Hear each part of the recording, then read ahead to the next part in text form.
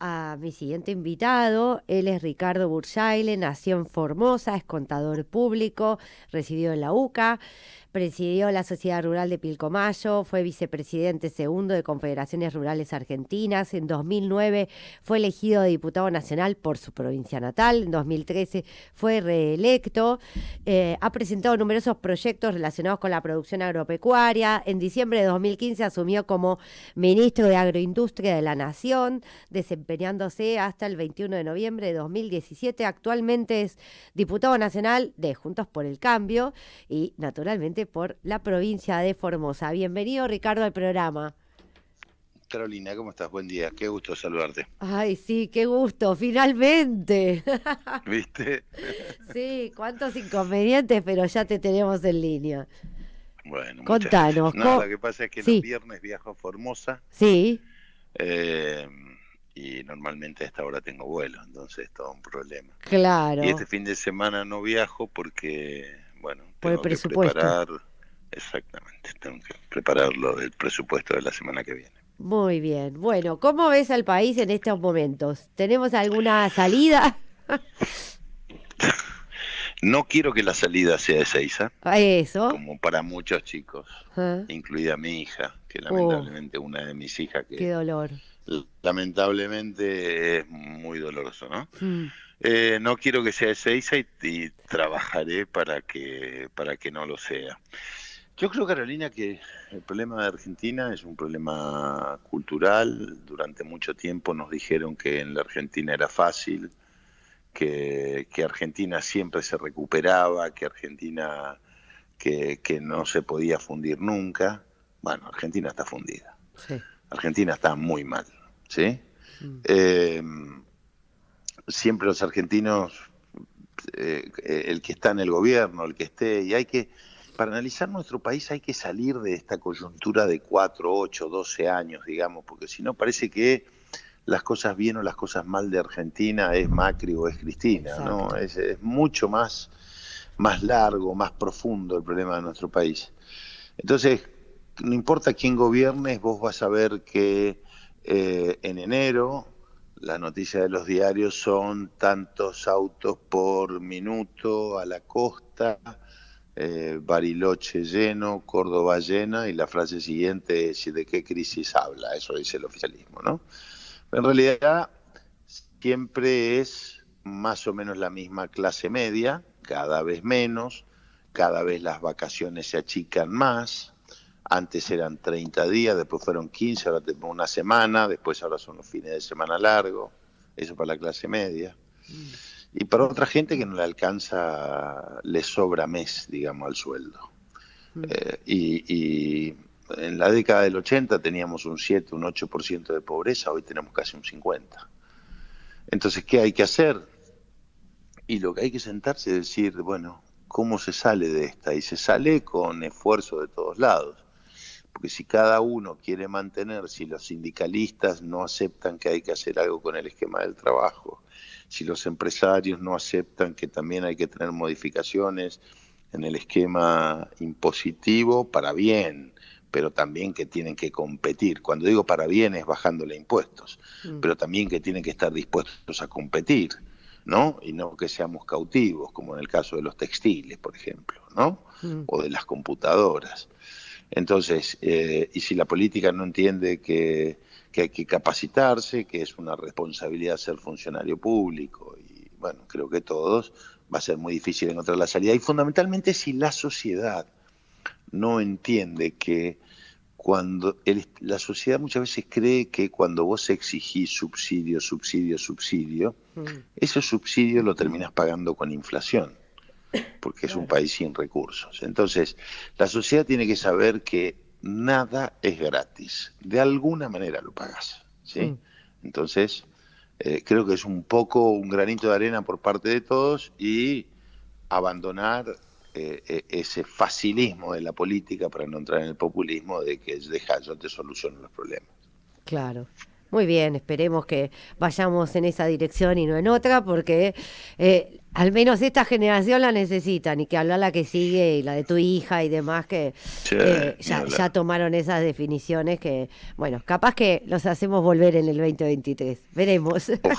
Ojalá que sí, ¿Cuál ojalá que es sí. el rol de la agroindustria puntualmente en todo esto, ¿no? Ya dijiste las formas, ahora vamos puntualmente al agro o a la agroindustria. Mira, Mm, el agro se ha simplificado de tal manera. La Argentina tiene siempre una relación dicotómica, ¿no? Es blanco-negro, mm, campo versus industria, campo versus ciudad, exportación versus mercado interno, mm, nada.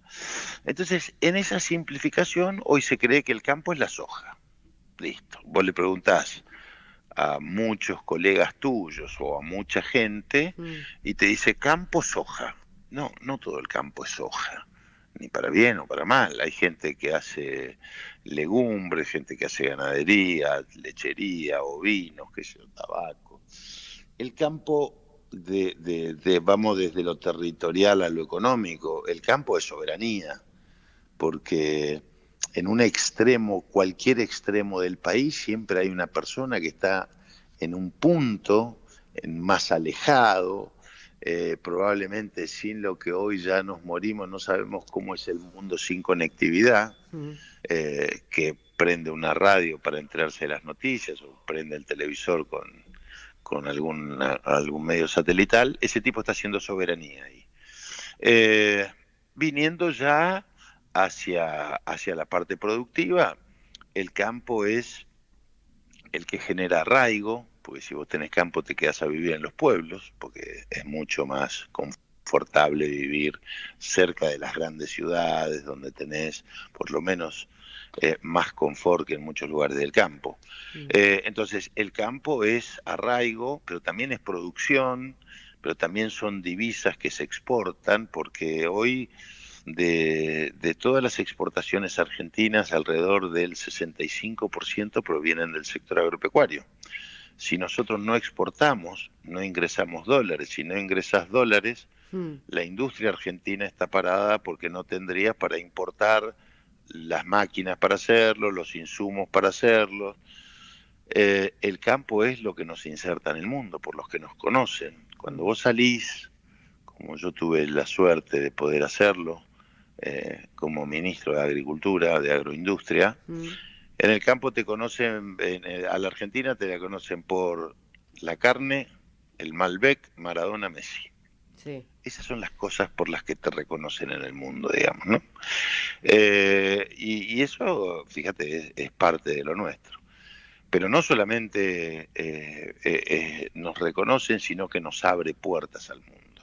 Así que la agroindustria es mucho de eso, es el desarrollo de la metalmecánica, es el desarrollo de las pickups para trabajar, más allá de que hoy, viste, si tenés una pickup para todo el mundo en esta pelea y en esta locura que vivimos, Mm. es la 4x4 y es 4x4 porque tenés camino de tierra Exacto. o porque adentro del campo tenés que arrastrar un tractor o un Mm. acoplado. Pero bueno, lo que pasa es que muchos se compran 4x4 para andar desde la capital federal o sobre el asfalto y no entiende lo que pasa en el campo. Así es. Eh, creo que era un tuit que pusiste, donde respecto de la agroindustria hablabas del aporte a la sostenibilidad ambiental. Y por eso, no sé si me estoy confundiendo con un tuit o con una entrevista, porque también recuerdo que vos hablabas de que en nuestro país el 90% es siembra directa, que eso Correcto, era amigable con el ambiente, etcétera. Entonces quería saber correcto. cuál era, o sea, específicamente cómo es el tema este del aporte a la sostenibilidad ambiental y esto de la siembra directa o no Bueno, para el ambiente. bueno. Viste que hoy está muy en efervescencia el tema del cambio climático, que es dramático, ¿no? Sí.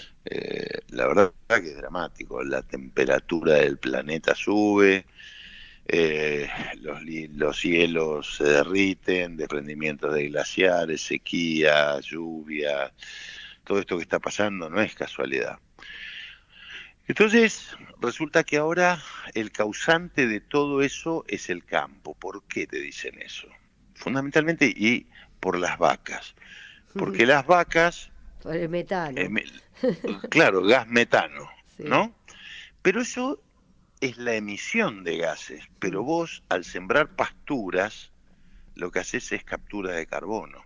mm, Entonces, no es todo emisión, es el balance, lo que exacto. emitís menos lo que capturás. Mm, Ahora, en el mundo hay 5 países que tienen el 70% de las emisiones.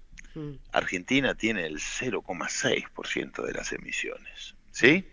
Entonces, ¿qué es el campo? Yo me niego a entender que el balance de la ciudad es más positivo que el del campo, con colectivo, con subte, con aviones, con todo Es eso. que no es así, Y que, y, claramente la ciudad aporta y que, más. y que vos pienses que porque Sí, la vaca emite un gas, sí. metano, tiene otra incidencia. Y en esta pelea política que se ha metido al campo, Ah, entonces si hay un incendio es culpa de los productores, es de la avaricia, que no querés cuidar el medio ambiente. mm, La verdad que si hay alguien que cuida el medio ambiente, porque vos cuidas la tierra es lo único que exacto. no se Es tu repite en fuente la de Argentina, trabajo. en el mundo. ¿Entendés? Es tu fuente, es tu capital. Sí. Entonces, ¿qué hace? El productor siembra pastura, cuida sus animales y eso hace captura de carbono. Nosotros allá por hace 30 años, 40 años se empezó con lo que es labranza cero. ¿Qué quiere decir eso, Carolina? Antes vos para sembrar eh, cualquier cultivo, maíz, trigo, tenías el arado viejo, entonces Mm, vos tenías que arar, volver a pasar, cruzar y el tractor iba y venía, quemaba combustible a lo pavote, ¿no? Para que sí. vos pudieras sembrar. Y por ahí te llovía en el medio, que vos ya habías pasado la rastra y tenías que volver a hacerlo de vuelta. Es decir, una Mm, emisión constante de, de, de gases. Entonces, ¿qué es lo que hizo la Argentina? 90% hoy en la Argentina se siembra bajo el esquema de siembra directa. ¿Cómo es eso? Pasás una sola vez, primero fumigás, matas mm, todos los yuyos, digamos, mm. y después pasás la sembradora, ya sembraste, ya está, es una sola vez. Bueno, esto hace que nuestro país, las emisiones globales sean muchísimo menores que en otros países. Así que no me hablen los que por ahí bajan porque quienes nos acusan de emisión de gases y son los mismos que bajaron el corte del combustible, Ah, que sí. lo llevan casi todo a fósil Mm, en vez de mezclarlo con combustible, con biocombustible. exacto. Eh, Vos presidís la Comisión de Agricultura y Ganadería. Y Sí, justamente siguiendo con este tema de las cuestiones ambientales, porque yo soy ambientalista, entonces me está gusta, a bien, pero pesar de está tener un bien. político del otro lado, pero bueno, es una de las comisiones en las que tiene giro el proyecto de humedales, ¿no? La ley de humedales. Sí, ¿En sí. qué anda eso? ¿Qué me podés contar? Y si recibiste amenazas, Si se recibí qué, amenazas, sí. por Y eso. porque están equivocados, Carolina, porque están equivocados. Mira, A ver, para tratar un proyecto de ley, para decirlo en castellano sí. elegante, me han puteado mucho. Pero porque creo que es parte de una estrategia que están absolutamente equivocados y digamos, no me importa. Sí. Un proyecto de ley, ¿qué es lo que se hace? Como vos bien decís, vos presentás un proyecto como es el de humedales. Ah, ¿Sí? Ese proyecto, entonces, ¿qué dice el secretario legislativo de la Cámara? Bueno, este proyecto impacta en lo ambiental, en mm, lo productivo y en lo presupuestario. así es. Giro a las 3 comisiones. Sí, ¿Sí? sí, Normalmente, entonces, primero hay una comisión que es cabecera, que es ambiente. sí. ¿Sí? Yo no puedo tratar ni hacer nada de ese proyecto sin que me lo pase ambiente. Ah, ¿Sí? Bueno, hace 2 años Ambiente sacó dictamen de eso, pero sí. nunca lo pasó a Agricultura. Mm, O por lo menos, no sé si se lo pasó, pero yo no era presidente de la Comisión de Agricultura. Claro. Era alguien del Frente de Todos. Sí. ¿Sí? Nunca lo llevó a la comisión para que lo dictaminemos. Claro. Este año se vuelve a presentar el proyecto, vuelve a ser cabecera ambiente, a mí no me llegó nunca, Sí. y entonces se producen los incendios en Rosario. Sí. La pregunta es, ¿los incendios en Rosario, culpa de quién? ¿Qué vamos a solucionar? Digo, ¿creemos que los humedales son el delta, que vamos a solucionar el problema de los incendios con la ley de humedales? Definitivamente no. Claro. Entonces, pero vamos al trámite legislativo. Bueno, se convocó a un plenario, nunca por la comisión que yo ahora sí presido, que es Agricultura, había llegado este tema. Y es un tema muy complicado. Es un tema muy delicado que tiene que ver con el ecosistema, con la producción, con la sustentabilidad ambiental, económica, productiva, con todo tiene que ver. ¿Sí? Entonces, cuando había 10 proyectos, el día que nos juntamos me dicen, mira, nosotros queremos emitir dictamen hoy.